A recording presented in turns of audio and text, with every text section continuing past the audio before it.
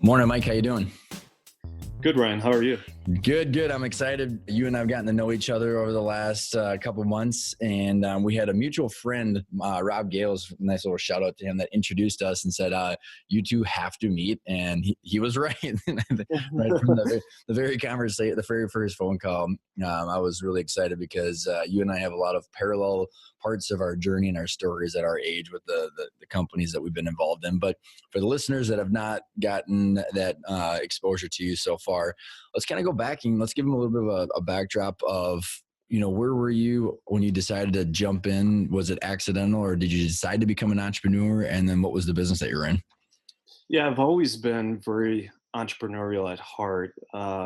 Even growing up, growing up in the Midwest, growing up in Minnesota specifically, you know, people tend to, go more towards the corporate side, and more traditional or typical path would be come out of college, do an internship with a Fortune company, bigger company, and then work your way up. And for some reason, that just didn't click with me, and so I was always very entrepreneurial.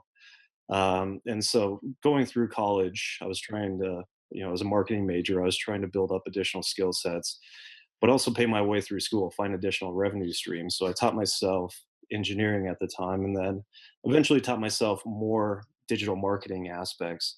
And one of the revenue streams that I created was consulting.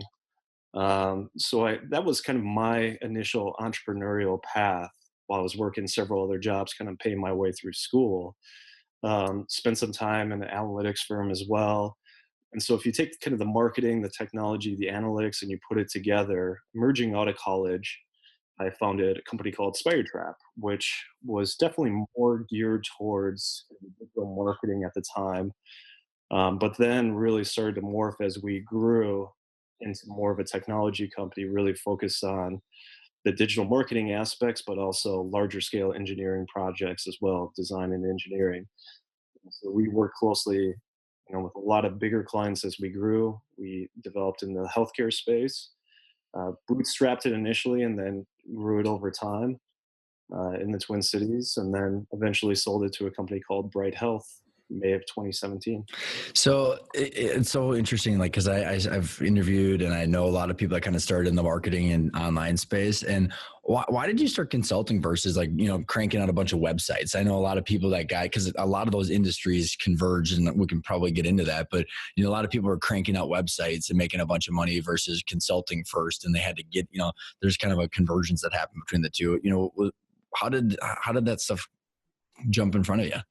Yeah, it's a good question why I didn't go that direction, because a lot of my consulting was building out websites and then making them better for clients at the time. This was back when I was in college. And so I actually did have a little .com that I played with, really when Facebook was taking off, right, and really blowing up, that really focused on all the things going on in college campuses, but then externally as well. You and I actually, in our time together, we haven't really talked about that. So that's a new thing within my journey. So I did actually explore that for a little bit, but I Hmm. really had a passion for working with, multiple clients at the time, seeing different business models, meeting so many different people, but then also building really kind of world class, as I'd like to say, products at the same time for those organizations.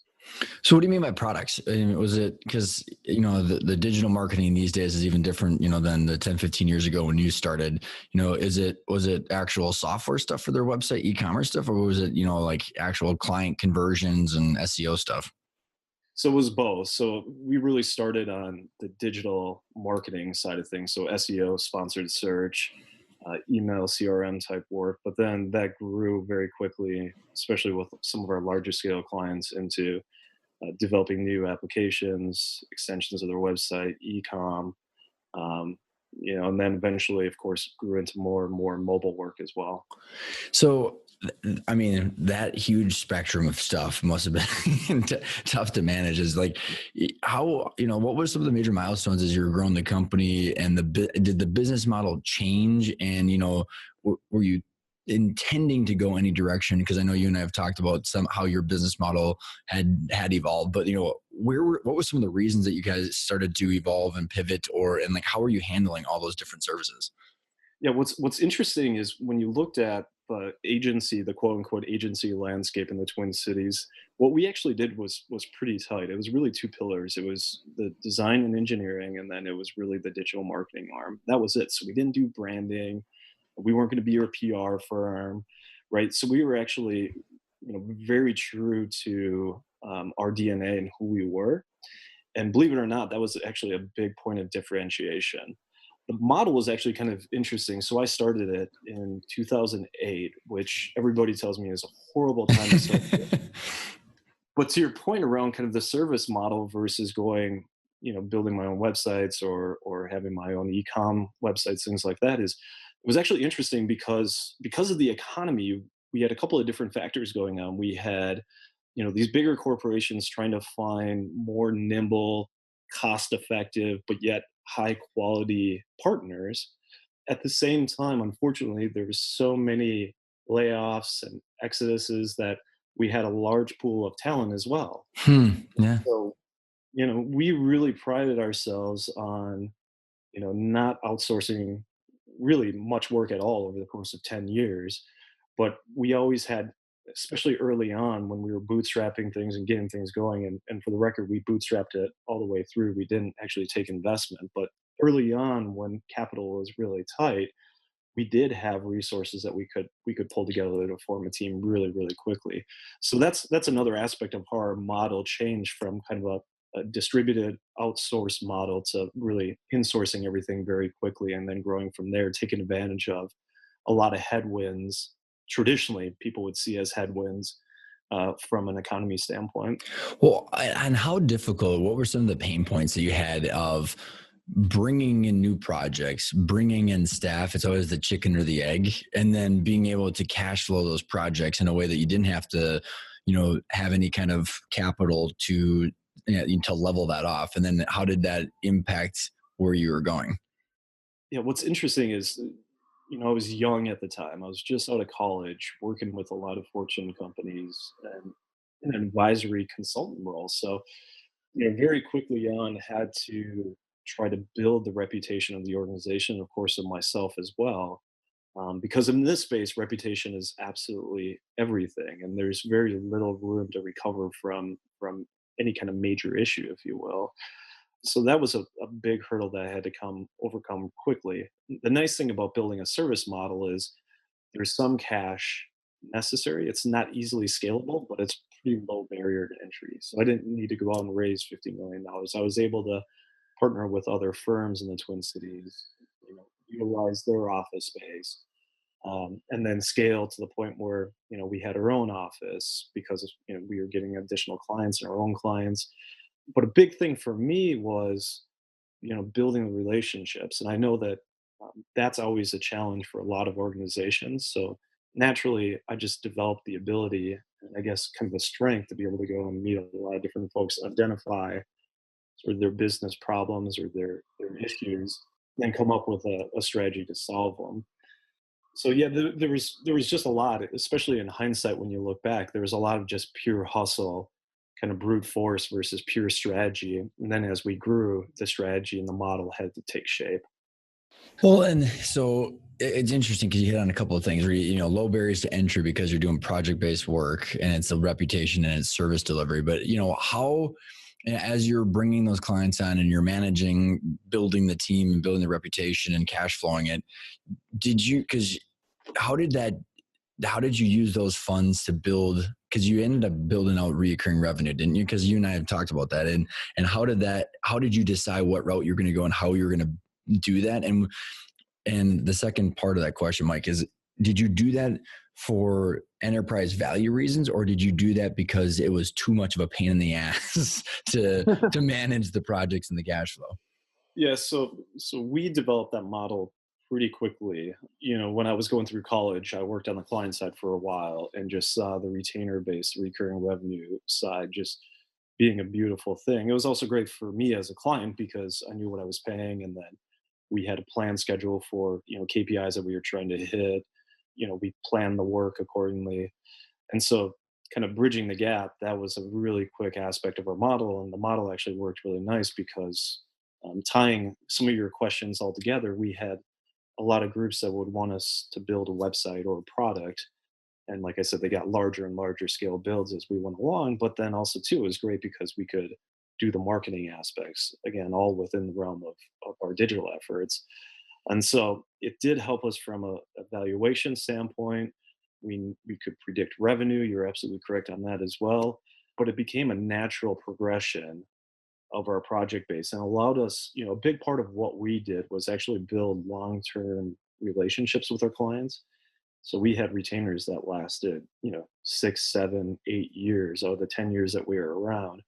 And so in an industry, especially that's hard to scale, building out recurring revenue was an aspect that we could actually scale. We could plan the work, forecast the work, and then staff against it. Whereas project work, as you know, is a little bit more complicated to manage resources against to hit profitability. You have to be very tight in your process, how you build the team, how you structure Yeah. relationships, Yeah. right? There's just a And lot how of you variables. bill and collect money. Yeah, exactly, and then getting paid at the same time. You're absolutely right. Yeah, it's just not as easy as most would think.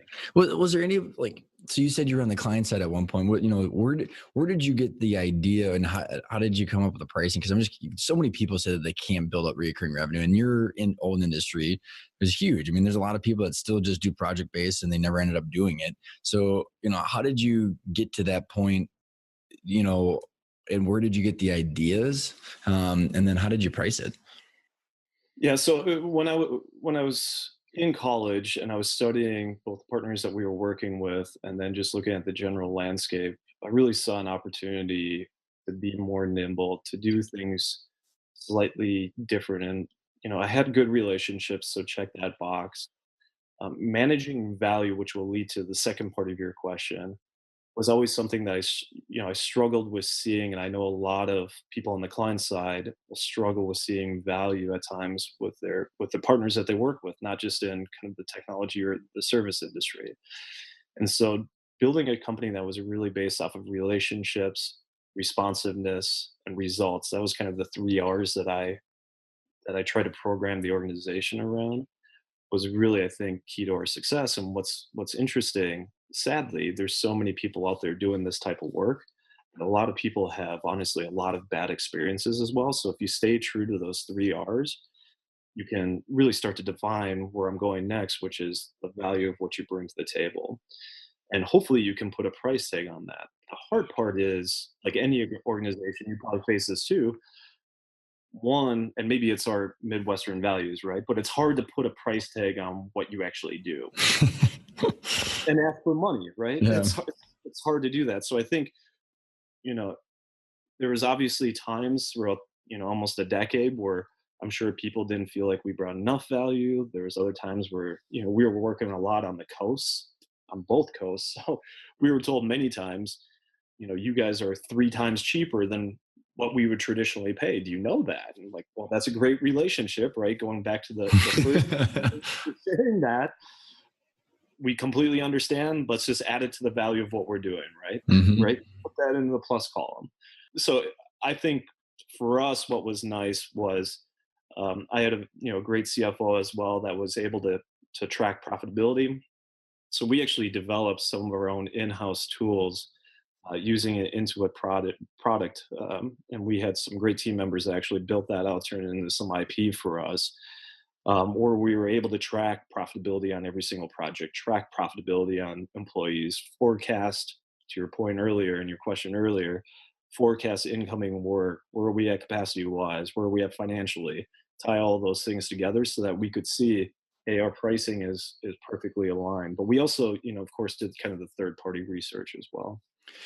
That's super interesting. So that kind of goes in as we're going down the storyline here. So, what are some of the milestones that you're able to share from the revenues or employee count or whatever it might be that kind of give us the peer into kind of what the size of your organization was, and then with the IP and with the staff that you had, what were things? I mean, did you intend to create IP out of value creation, or was it more of just because it was easier to run the company?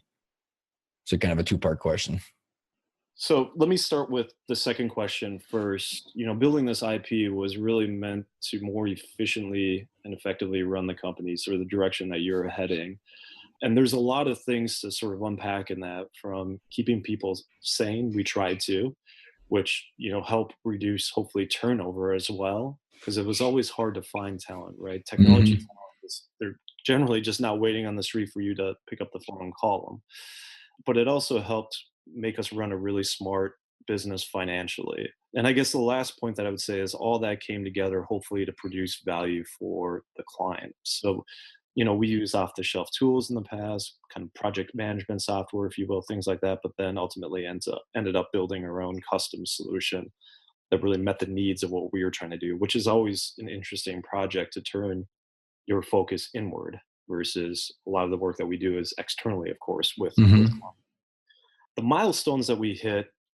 As an entrepreneur, it's interesting. We used to do a thing that I loved kind of starting and pushing along throughout the years at Spyder Trap was we used to do champagne pops throughout the year. Did I ever tell you about that? So No, I want to hear. so we would gather around. One of the cool milestones for us was we moved into some really cool space in the Twin Cities, right in the heart of kind of the downtown area. Big sign, can't miss it. Really cool open space, rooftop patio, all that fun stuff. So really great location. Going from sharing and then growing office space to then transitioning to this beautiful plush office space, but still holding true to who we were, was really cool. But we had a beautiful staircase, and anytime that we hit a milestone, whether it's through the year or our first cool client in this space, what I would do is bring the team together, have the individuals that led that initiative, that created that milestone, give a quick talk. We'd pop some champagne, and then we would, have a glass, have some apple cider, whatever, and then we'd go back. Usually it's in the late afternoon, and go about our Like day. 10 Right? o'clock in the morning, champagne Yeah, pop. exactly. But then we'd go about our day, and it was beautiful. We really focused a lot on culture, and we and myself as an entrepreneur are so focused on the grind and the next milestone that I rarely celebrate. I think I was a little bit superstitious, right? I think growing up playing hockey or whatever, I was always really superstitious and moving on to the next thing. But for us, hitting first employee was a big deal, right? I'm bootstrapping this thing. Um, it was getting our first big client, getting our first big retainer. It's like, oh my gosh, this thing is actually becoming real. Hmm. I mentioned moving into the office space. Um, I what was what was really fun is, we started winning a lot of awards for our culture. And I think we won 6 or 7 Minnesota Best Places to Work awards. And that comes straight from our people. It doesn't come from me, or, I didn't pay anybody off to have it, kind of thing, right? Like Right. it's a very, I think, a very genuine thing. And we were fortunate in that sense. My motto was always, and I think in the agency world, this was also a differentiator is, we don't do what we do to win awards, but we always appreciate when people recognize us for our great work, for our great people, for our great clients. So Well, so how many people did you have at the top? we're just pushing 50. Wow, yes, hover right underneath that 50, the 50-mile mark, right? That's right, which is a whole different milestone. Right, Completely for a lot of different. technical reasons, right? Well, Yep. so, Mike, as you're growing this, and what was your, when you said you're focused on the goal, in your mind, what was the goal? And how did you know if you were going to be there? And how did this triggering event come into play that, and did you plan it? And how did that whole thing come in your future, plan of what you were trying to build? So I think I was smart enough, humbly speaking, in the beginning, I really wanted to build something that was, first of all, scalable. And I think that was also another milestone, is we hosted a lot of big events, and when people would reach out to us, that was always a milestone, or kind of a humbling experience, if you will. So I knew that I wouldn't necessarily retire with Spire Trap, right? I didn't want to create necessarily just a lifestyle business. I think there was opportunities to create culture around that, but I knew at some point there would be, if I was lucky enough, some kind of exit along the way. So that's where, I called it Spire Trap and not Mike Co. So that Hmm. our great people could not be, have a shadow cast on them if I walked in a room for a meeting, that we could scale the value. So if Mike's not in the room, is this going to be a good meeting?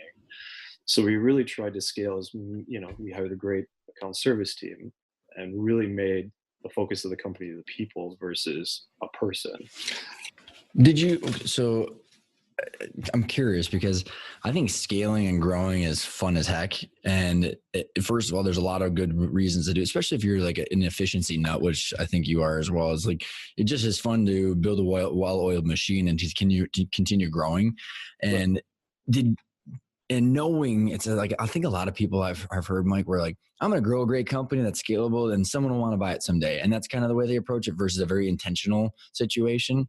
Did this where did this triggering event of you selling come around? Was it did you run into capital needs or service issues, or did someone approach you, and did that fit in line with where you had intended to go? Yeah, I would say not initially. We had been watching the marketplace, and a lot of our competitors started getting acquired. There's always an insourcing versus outsourcing push on the client side. We were seeing more of an insourcing. We were fortunate enough to have, organizations approach us throughout the year. A lot of it was me looking at those kind of environmental factors along with myself. I mean, doing anything for 10 years, especially nowadays, is a long time, right? Hmm. And then I also looked at the opportunity. So, I was excited about the prospect. I had been advised by a lot of M&A groups, but it wasn't a strategic initiative until probably, I would say, 2 or 3 years prior to selling. Once you hit that 7-year mark yourself as an entrepreneur, that's a long time. That's a lot of sleepless nights. That's a lot of stress. Maybe it's time to pass the baton. You start looking at different options and opportunities, and then you've built a machine. And then you start looking every single year, going, do I have another year left in me? And I think it was a very pragmatic approach, saying we had another year of growth. We had a best year again. Looked at the marketplace, looked at potential suitors, started going through sort of our own process, and then had the opportunity with Bright to really, take hopefully a lot of the strengths of the organization, roll them into Bright, create additional value, do great work in a very challenging and demanding field, being the health insurance space, disrupt the market, be a part of a great team there. So the opportunities and kind of the stars really just aligned along with sort of the strategic vision that I had earlier on when I first Well, started. and what I find is interesting though is that you started 2 to 3 years, or at least thinking about it, right? I mean, I know so many people, and even whether it's clients I'm working with or the stories that I've heard. Where I mean, it's just a random out of the blue offer, and then it just recalibrates what they're doing, and they go down this route, and they just don't. They didn't know that the stars aligned, or it was one star and two of them Yeah. aligned versus a bunch. So I think you seeing an opportunity is a result of being aware and kind of keeping the pulse on the marketplace. Was there resources or people that you were looking at and that kind of had you looking at that, or was it just a nature of kind of who you were? I think it was the nature of who I was. I think but we were also fortunate to have a good internal team that had a good beat on the marketplace. I also think this is a very small, tight community, especially in the Twin Cities area. But then you start really listening to people. I was listening to some M&A advisors of mine, some friends and mentors, talking valuations. We gone through a couple of exercises just seeing what the business would be worth, what it could be worth. We started exploring potential pivots and things like that, which ultimately didn't make sense because the machine had gotten so big.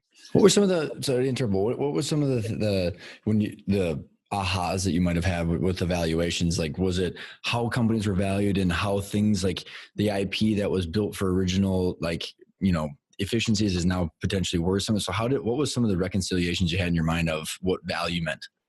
I think it wasn't actually from a valuation standpoint. I think it was good, but I think there was just a realization that as I had explored different models, we weren't a SaaS business. We had some IP, we had some recurring revenue, we had a great book of really great clients, we had a really great team, good process.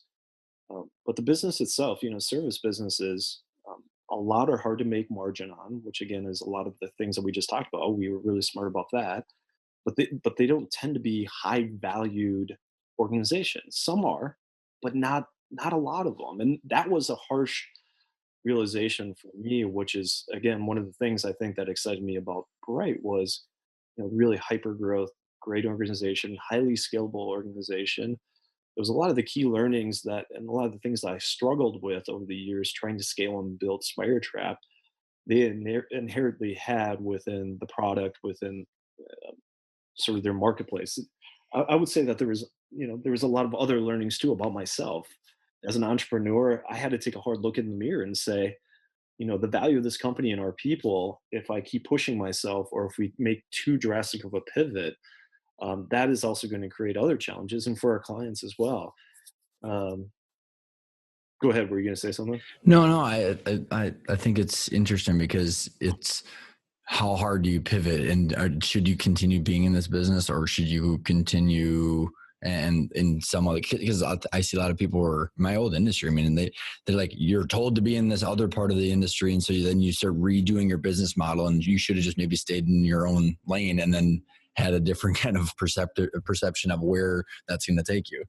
Well, think about this. I mean, we tried building kind of a quote unquote series of products. We tried, additional sort of strategic partnerships, and those things actually all detracted from the focus of our organization. Even when we were trying to build our own products, we ran into cultural issues internally because, you know, a certain group was really working on cool, sexier things, right? Why am I stuck doing this? Or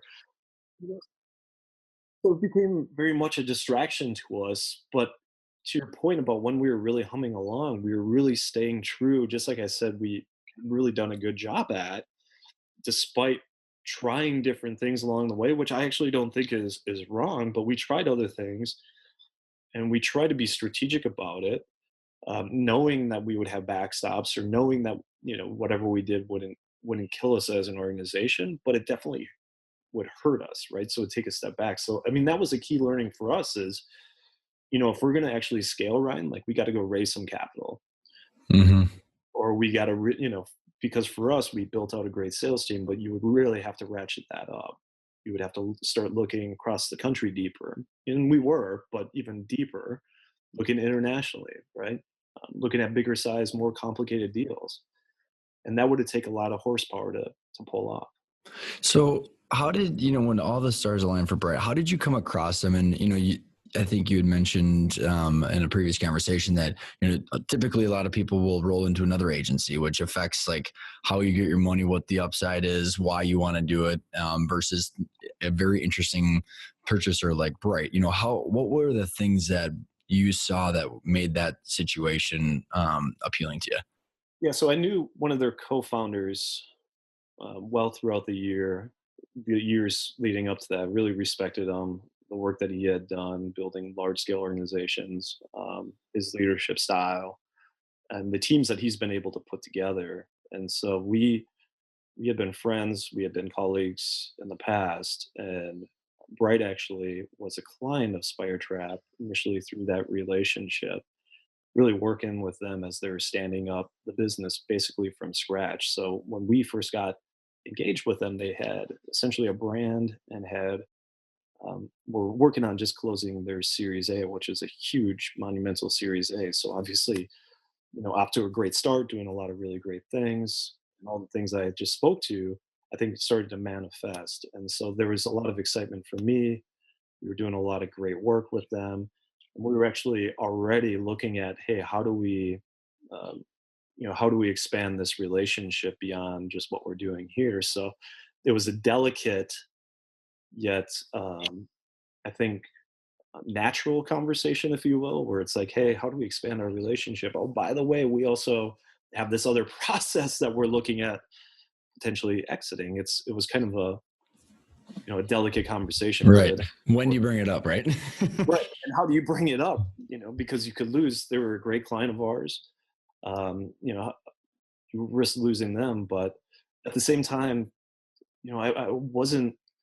I had been doing the service model, the agency world for a long time. I wanted to learn more selfishly about, you know, that management structure, scaling a business, the work that they were doing. I also had a big passion for healthcare as well. A lot of the work, as I mentioned earlier, was in the healthcare space. So it was really, a great fit, great organization. Um, and so it made a lot of sense. So I'm curious then, as as things kind of come together and you talk about the process of actually going through the courting and then the actual closing is, you've repeated many times over the course of this interview, we wanted to stay true to who we were. You were really huge on culture, and you had very specific services that you were doing to your wide range of clients. What did that look like when you're selling to one specific client with one specific deliver, and their intentions of their marketplace and their service deliverables are different? So Yeah. how did that structure, I mean, what was that like internally, and like how did that actually unfold? Yeah, so I was excited about it, but we knew going into it that some people would be less excited, just because it's when you're going through a process like this, as you know, it's not something you can speak openly about, which is a hard thing to do. Hmm. That was hard, and I know it's hard for a lot of entrepreneurs out there is to be able to be open when it's a very closed conversation. So we tried to, if we went to a different agency, there was a huge amount of risk of the unknown, right? Likely wouldn't know, but you would know the work and the style of work. Whereas this was knew the organization, knew a lot of the people, the work that was being done, but we also thought, it might be a challenge because you're now working on one essential company, right? You're within one company. And we were looking at fast growing companies, so they're developing culture, they're developing the team. So there's variables that we didn't necessarily have, in hindsight at Spyder Trap because we had been around for so long and we had developed a culture.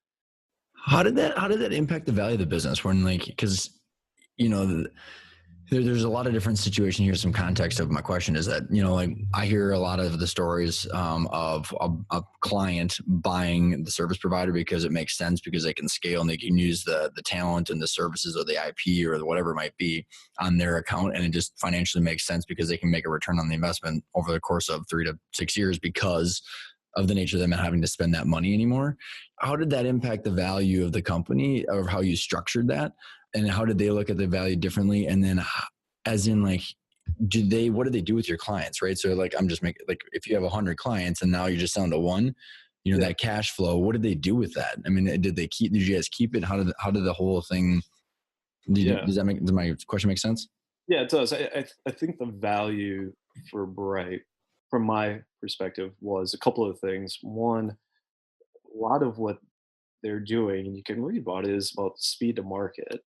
And so when you're building an organization that quickly, I mean, standing up a health plan as quickly as they did is simply unbelievable, right? And the work that they're doing around scaling takes a lot of horsepower. So for them, it made a lot of sense to bring those resources internally. And there was other things that went on in that course. There was a rebranding that happened, went into additional markets, a lot of which I'm incredibly proud of the team on. Is you know, we really helped, I think, provide horsepower to be able to accomplish the rebrand, going to additional markets, standing up another product, going through for the first time a full plan year, going through open enrollment, having for the first time re-enrollment numbers, which ultimately comes down to engagement, value, things like that for Bright. So I think that there's a lot of upside to be able to accomplish the scalability aspects that they're looking to do. But at the same time, long-standing clients that we had, that was sort of a hard conversation because we had worked with a lot of these groups for so long. I think most that I talked with specifically got it. They understood it. They were excited about the opportunity. We tried our best. The team really, I think, focused really hard. They did a lot of wind down work, making sure that the projects that we had were completed, making sure as much as we could that our clients found a new home.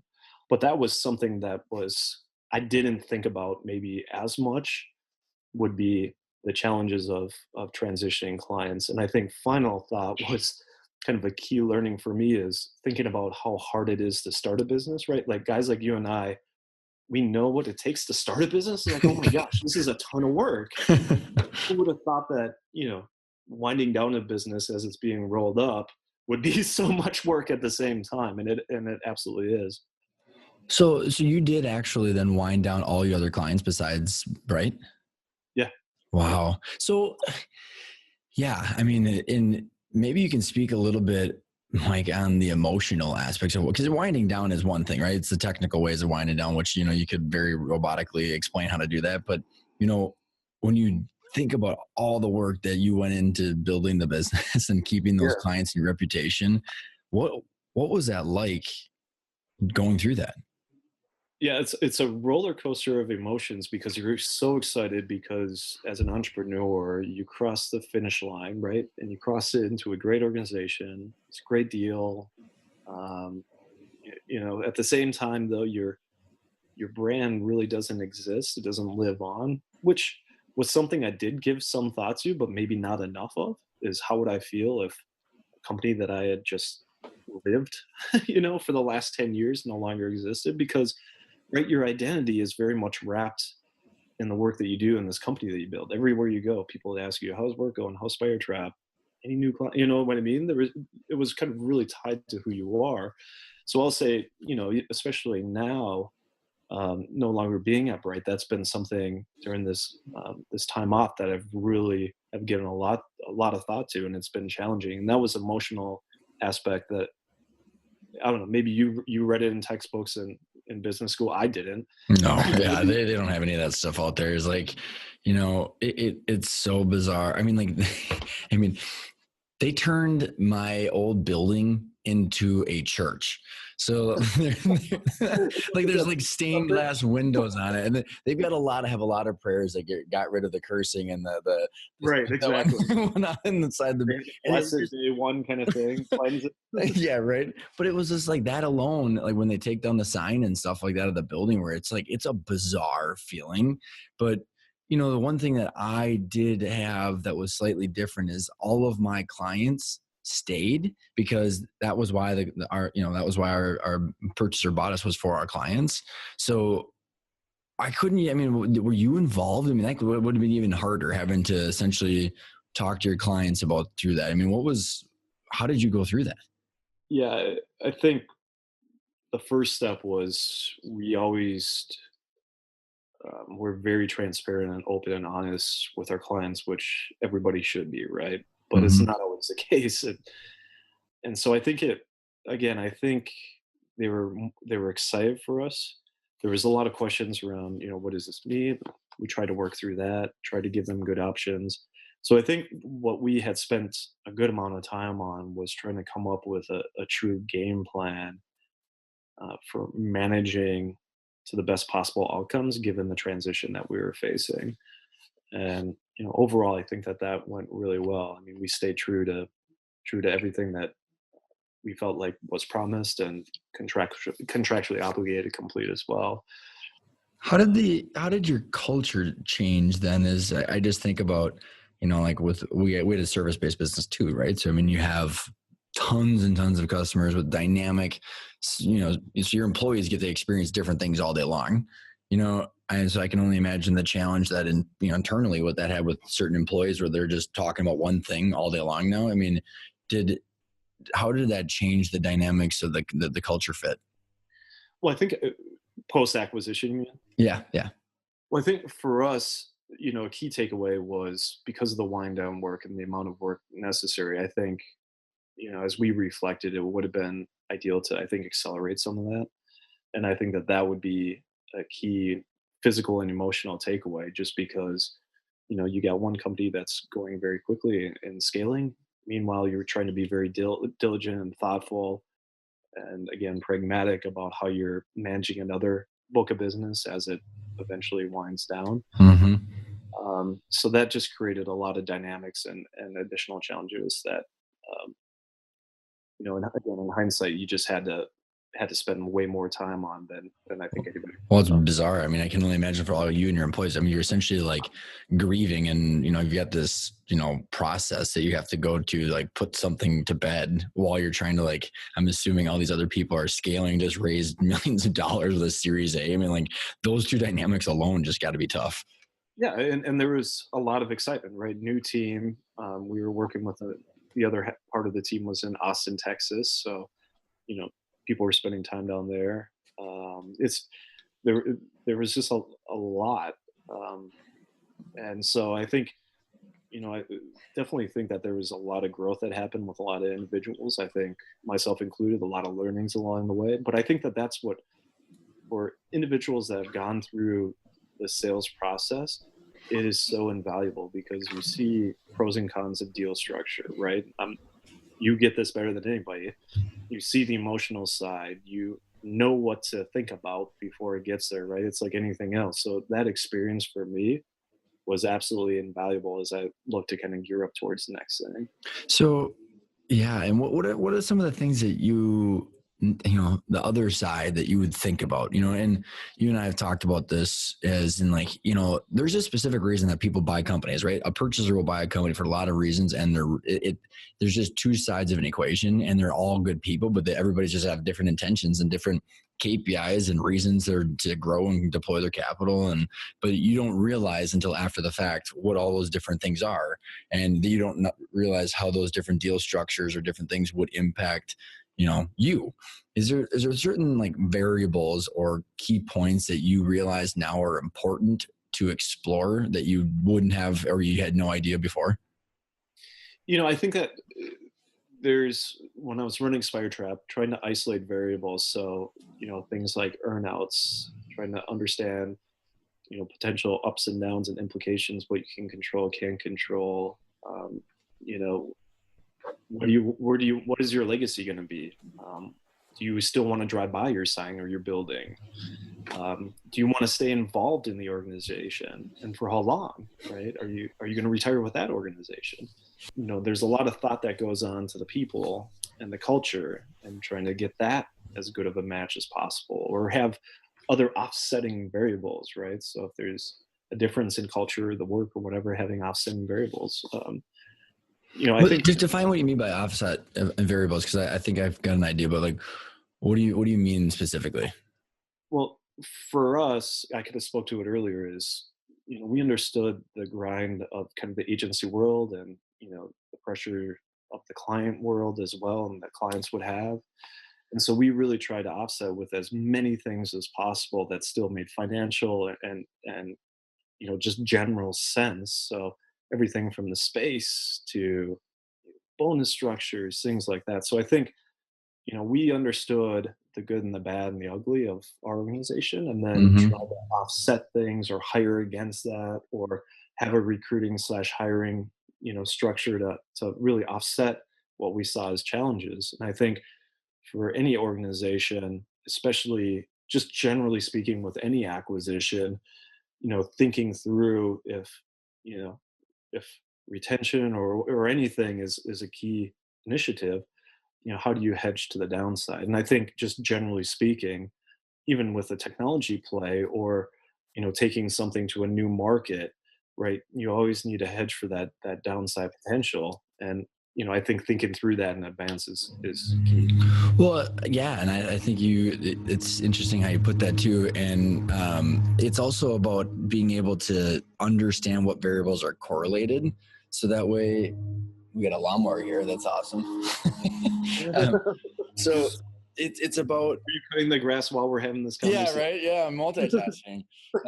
So it's about understanding what variables are correlated, right? So potentially selling to a managed service provider, another one you would keep in the grind, you would keep in the same situation, but there would have been more of an earnout, or like how legacy impacts when you get your money. It's just like understanding what variables and data points are related is difficult until after the fact. Well, can I add on one thing Yeah, to that? yeah, no, absolutely. I would say correlated and what actually matters Yep, on yep. both sides, right?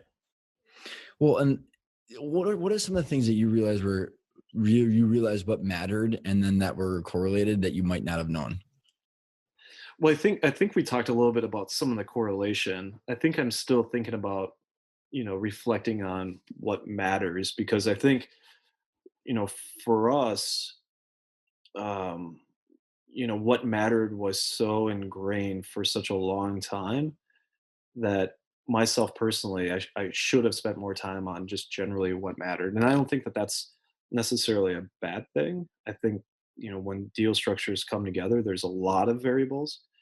I just think as a leader, in hindsight, I really had to learn to, or I would have learned, and now have learned what what variables actually mattered. But I think, what's interesting is, for us, we had a lot of research, we had a lot of, um, you know, basically documentation and reporting of what mattered and experience.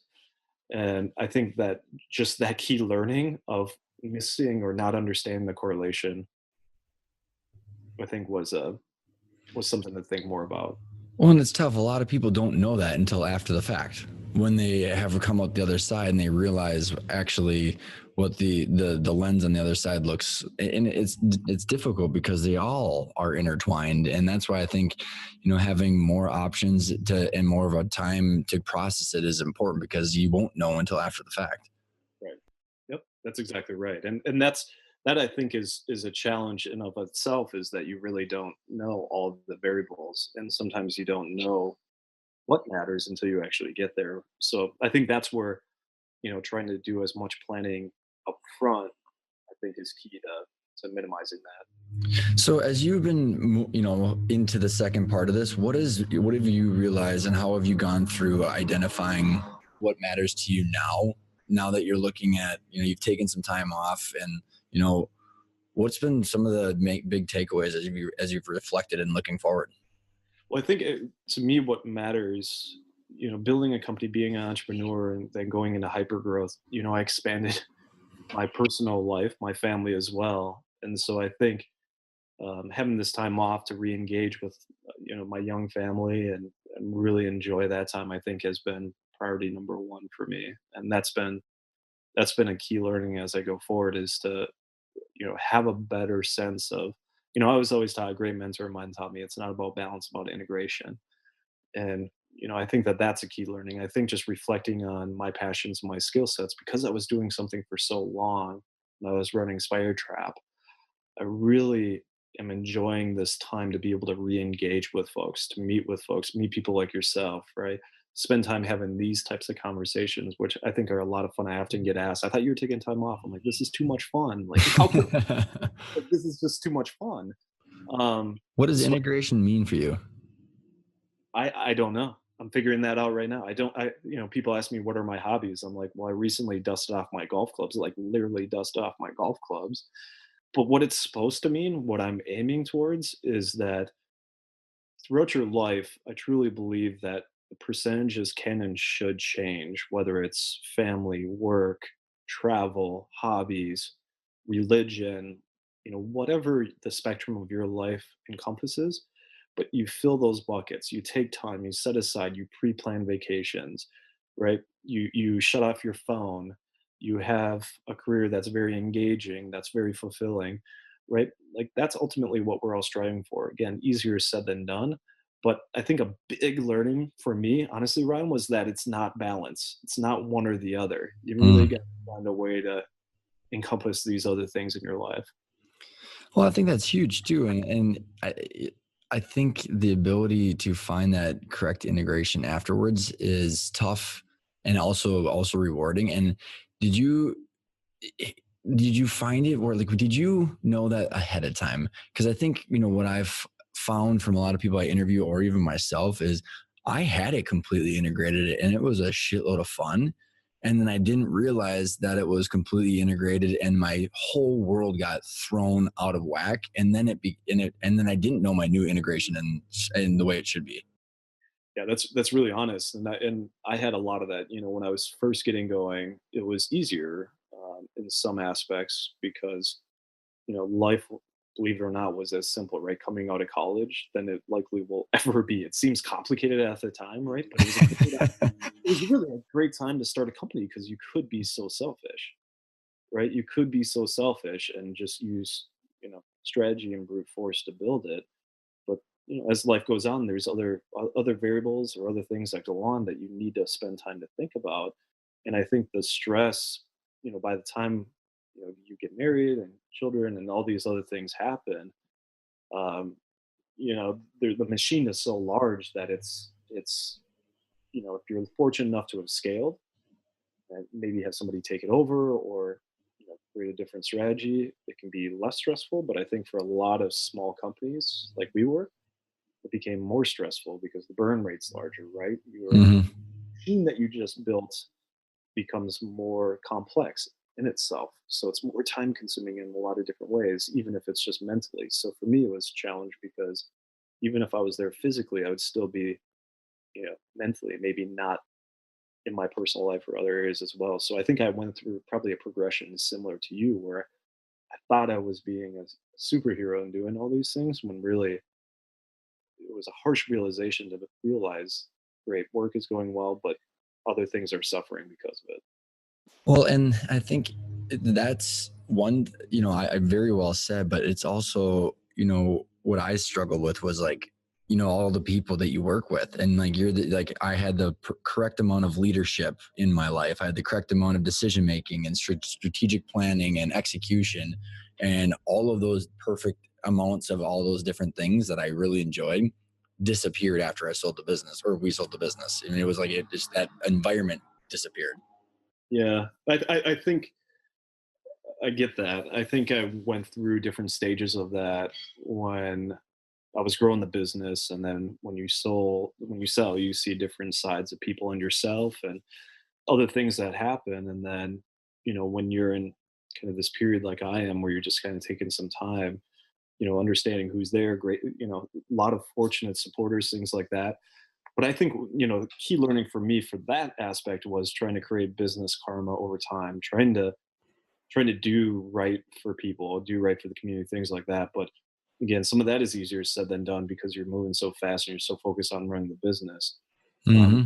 but I do think that definitely, you know, challenges, good or bad, right, or opportunities, good or bad, lead to really seeing who's in your corner. I definitely think, and that's something I think a lot of entrepreneurs don't think about as they're going through a process as well.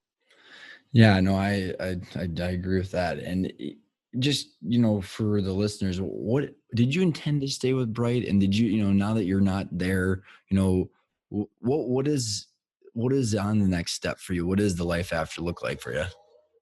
No, that's a good question. So we have been planning um, for my exit for a little time towards the end of last year, and then rolling into this year, started those conversations. I'm really looking at the milestones that Bright was trying to hit, and then what I was trying to hit as well. So scaling the business, really proving the model, helping build out kind of the final aspects so that now they can go become a much bigger organization was really something that I was passionate about. And so I think we were really excited about accomplishing those things. At the same time, myself personally had a growing family and just actually looking in the mirror and being realistic into the other components of integration that we just spoke to. It was just a good time to pass the baton and move on. But still, big fan of that team, the group. Uh, I still check in with them from time to time. They're still doing great things. And for me, that's a great question. I'm excited about the conversations that I've been having. I'm excited. Most people think that I'm just going to start something, and I would say that's probably pretty low right now, just given all the things that are going on in my life and the opportunities that are out there. So I'm probably excited about joining another growth company, helping them scale, helping them move towards maturity. And those are the conversations that I'm having right now. So, if you were to take all the different things that we talked about, the kind of your whole journey, and maybe I don't know if there's something you want to highlight, or if there's something we haven't, touched on that you want to make sure you leave our listeners with. What do you think it'd be? I think a lot of, if I could tie a bow around this conversation, I think a lot of entrepreneurs think pride themselves in being strategic, but I don't think, and this is where you and I think hit it off so well. I don't think that they really think through exits other than seeing dollar signs enough, right? So, really being as diligent as you have been to run the business, build the business, really thinking about the emotional side, where you're looking to go. But then, one last learning for me is, to your question just now, is what's next? I think a lot of entrepreneurs don't think about, what are you going to do afterwards? Great. Are you going to actually enjoy being retired? Right? Are you What going does to retired? What does retired mean? What does that mean, right? Are you going to go join boards? Do you have those lined up? Have you already thought about those things, right? So, giving some thought to kind of what's next, or where you're going to go after the acquisition, or after your earnouts are done, or whatever it ends up looking like, I think is probably something, you. I'm sure this is kind of what the whole podcast is about. I mean, you could spend years talking about those things. And realizing that there's a lot of data points and variables that matter, that are outside of the dollar amount, and they're all correlated to understanding what that means after the fact. For sure, for sure, absolutely. Mike, what's the best way for a listener to get in touch with you? So obviously, you can hit me up at LinkedIn. It's just Mike Rynchek, Twitter as well, and then also feel free to reach out on email. It's mrynchek, rynchek @gmail.com. Cool, man. Thank you so much for coming on the show. I had a blast. Thanks, man. Thanks for having me.